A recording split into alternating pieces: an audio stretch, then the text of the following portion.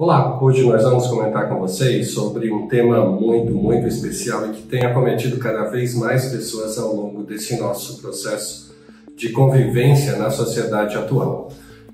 O quadro que mais tem se repetido na sociedade, especialmente em situações de estresse em que a gente está vivendo, chama fadiga adrenal. Fadiga adrenal que é um comprometimento da funcionalidade da produção do hormônio cortisol pela glândula adrenal. O hormônio cortisol ele tem um ciclo de funcionalidade que inicia pela manhã, quando nós despertamos, o nosso organismo precisa de uma mobilização energética e nesse contexto o hipotálamo estimula a percepção dessas necessidades energéticas e desenvolve então a partir daí a ativação do eixo hipotálamo, hipófise e adrenal. Essa ativação do eixo hipotálamo, hipófise adrenal, ela está diretamente relacionada com a primeira das instâncias, que é a liberação do hormônio liberador de corticotrofina, que é o CRH. O CRH estimula a hipófise a liberar o hormônio ACTH, o hormônio adrenocorticotrófico. E é esse hormônio adrenocorticotrófico, ACTH, que estimula os receptores específicos na córtex adrenal ao desenvolvimento da produção do cortisol. Então nós temos aí a ativação desse receptor de ACTH lá na adrenal, que equivale a um mecanismo de sinalização celular para a captação de colesterol a partir do citoplasma, da corrente sanguínea, e leva esse colesterol então para a estrutura das células corticais adrenais e a partir daí então tem uma série de reações químicas que convertem o colesterol em cortisol, incluindo passando pela própria mitocôndria, onde o processo finaliza pela expressão e pela síntese então do cortisol. O cortisol então, uma vez estimulado, ele começa a ser secretado para a corrente sanguínea e o período principal de secreção acontece entre 7 e 9 da manhã, no primeiro período então onde o organismo desperta para as suas necessidades energéticas e o cortisol vai então e mobiliza a partir do metabolismo basal celular, mobiliza energia para que as células possam ter então um movimento contrátil, muscular, movimento de pensamentos mais elaborados, o processo de construção de energia para as secreções hormonais. Então o cortisol está envolvido numa série de eventos de mobilização energética. Muito bem, esse processo ele então tem essa característica que é a sazonalidade, assim, a liberação ao longo de um processo temporal, matinal, e que depois ele leva a uma concentração mais baixa ao longo do dia. Então ele permanece dentro de picos de concentração plasmático altos somente pela manhã e depois ele vai decrescendo até o período da noite, onde nós não precisamos mais de energia. Exatamente porque o corpo vai repousar para o dia seguinte voltar aos mecanismos de mobilização energética funcionais. Muito bem, esse processo ele se intensifica quando o nosso organismo percebe uma situação de perigo iminente ou uma situação de estresse ou uma situação de comprometimento da atividade de vida do próprio organismo. Então essas situações de estresse persistente percebidas ao nível hipotalâmico disparam um mecanismo de ativação do sistema simpático, o sistema autonômico simpático, exatamente para mobilizar mais energia, para dar mais fluxo respiratório, para aumentar a força e a frequência cardíaca, e ao mesmo tempo esse estímulo percebido como estressor, ele dispara um mecanismo de ativação desse eixo hipotálamo, hipófise adrenal.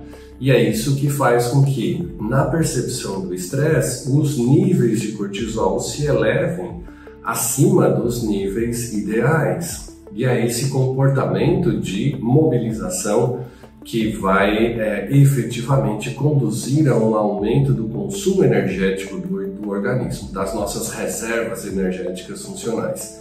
E claro que se esse estímulo estressor ele persiste de longo prazo, nós temos agora a possibilidade de, com o passar do tempo, gerar o que a gente chama de fadiga adrenal. Fadiga adrenal que então sucede a esse pico inicial de hipercortisolismo, um nível basal mais alto de cortisol na corrente sanguínea e que, no processo de fadiga, tende a gerar um quadro de hipocortisolismo. Ora, sem cortisol, nós temos agora um prejuízo funcional energético. É aquele paciente que custa acordar, custa a gerar os seus processos mentais, tem dificuldade de raciocínio, tem dificuldades, por exemplo, para estimular ou para perder peso, mesmo consumindo pouco alimento, ele tem um balanço energético negativo, ou seja, ele gasta muito menos do que consome. Claro, ele gasta menos porque ele tem baixos níveis de cortisol no processo de fadiga adrenal. Se ele baixa a produção de cortisol, ele também tem menos energia potencial para gerar todos os processos fisiológicos. E é nesse contexto, então, que o hipocortisolismo ou fadiga adrenal geram todos os sinais clínicos associados à fadiga adrenal, que é a diminuição da capacidade de raciocínio, redução da força muscular, diminuição da atividade sexual, diminuição do desejo sexual, diminuição das forças que geram mobilização, por exemplo, no contexto de secreções enzimáticas. Tudo isso diminui porque tudo precisa de energia. E essa energia é inicialmente mobilizada através da liberação do cortisol endógeno. Muito bem, o que pouca gente sabe é que nós podemos tratar os pacientes com essas características clínicas usando um conjunto de plantas medicinais muito interessantes.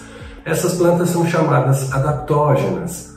São plantas que têm na sua possibilidade a ativação desse eixo hipotálamo-hipófise adrenal e com isso melhoram a condição de resposta energética do organismo. Algumas características bem interessantes são que essas plantas adaptogênicas, elas mobilizam a ativação do eixo e regularizam a função energética do indivíduo. Elas podem efetivamente serem incluídas dentro de protocolos fitoterápicos que podem, então, dependendo das características observadas no paciente, gerarem uma associação entre elas para melhorar a qualidade do efeito final e melhorar, claro, a qualidade de vida do paciente. Essas plantas incluem aí, por exemplo, a Panax ginseng. Panax ginseng que mobiliza muita energia para o indivíduo. É o adaptógeno preferencial para aqueles pacientes que têm uma fadiga adrenal muito intensa.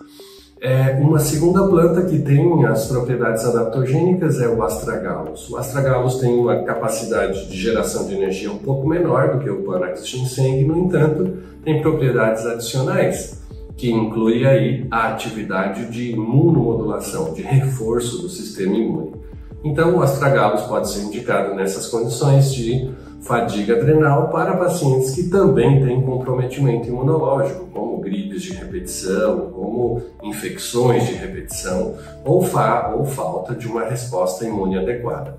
Nós podemos ter também a Witania sonifera, também chamada de ginseng indiano ou ashwagandha. A ashwagandha ou ginseng indiano, ela tem uma propriedade bastante interessante que é a resposta adaptogênica de geração de energia associado a uma melhora da qualidade do sono durante a noite. Então essa pode ser uma condição muito interessante para aqueles pacientes que têm uma fadiga adrenal associada a um prejuízo do sono. E nesse contexto nós vamos encontrar então uma série de pacientes que têm irritação noturna, que têm dificuldade de indução da fase inicial do sono e, portanto, têm esse prejuízo funcional. Uma outra planta bem interessante também dentro desse contexto chama Eleutherococcus senticosus, ou ginseng siberiano. O ginseng siberiano, ele tem na sua composição química também substâncias adaptogênicas e essas substâncias têm o efeito de mobilização energética como os outros adaptógenos. A diferença do Eleutherococcus é que ele tem uma atividade antioxidante associada. Então, para aqueles pacientes que têm prejuízo oxidativo e que têm diminuição da energia corporal ou fadiga adrenal, pode se beneficiar com essa plantinha no seu contexto clínico.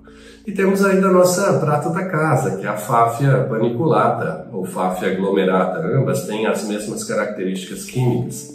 A Fáfia, ela pode ser utilizada em quadros de pacientes com fadiga adrenal associado a processos inflamatórios, como aqueles pacientes com inflamação subclínica persistentes ao nível intestinal, por exemplo, ao nível de quadro respiratório crônico. Então, esses processos inflamatórios, eles normalmente já consomem uma energia do próprio indivíduo para a manutenção do quadro inflamatório. Então, utilizar a Fáfia nesses pacientes que têm fadiga adrenal associados então a quadros inflamatórios é uma estratégia bastante interessante. É importante a gente também, para aqueles pacientes que têm quadros de déficit cognitivo, dificuldade de memorização, associar plantas que tenham essas propriedades também, já que um dos quadros funcionais de diminuição da capacidade do indivíduo inclui a diminuição da capacidade cognitiva nos pacientes com fadiga adrenal. Então é importante que a gente inclua, por exemplo, Sedum roseum, Mucuna pruriens, que são plantas capazes de restabelecer o padrão funcional de memória e aprendizagem. Dentro desse contexto, então, nós podemos adicionar à fitoterapia, os protocolos fitoterápicos, a terapia das plantas medicinais, oligoelementos e elementos de geração de energia mitocondrial, como, por exemplo, a coenzima Q10. Coenzima Q10, o ácido alfa-lipoico, que tem uma ação antioxidante.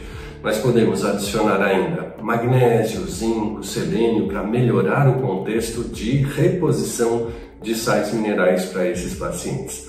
Tudo isso pode ser desenvolvido então dentro de protocolos fitoterápicos integrativos, que a gente vai estar trabalhando ao longo da nossa formação aqui com vocês, dentro da possibilidade de avançar no quadro de qualificação profissional para os terapeutas e os profissionais da saúde que vão trabalhar efetivamente com as plantas medicinais.